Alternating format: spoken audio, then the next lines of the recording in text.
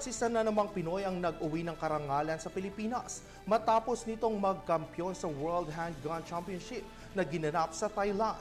Para sa kabuuan ng balitang yan, ihahatid ni Henry Nicolas. Nag-uwi ng karangalan ang isang Pinoy matapos masungkit ang Production Junior Champion sa ginanap na World Handgun Championship sa Pattaya, Thailand. Kinilala ang Pinoy na si Aaron Lanusa, tubong Ilagan City, Isabela. Ang naturang torneo ay dinalohan ng 1,345 manlalaro mula sa 73 kalahok na nagmula pa sa iba't ibang mga bansa.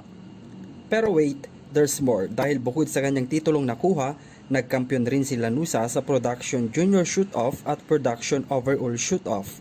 Nasungkit rin ng kanyang team ang ikalawang pwesto sa Production Team at pangatlong pwesto sa place sa Production Overall.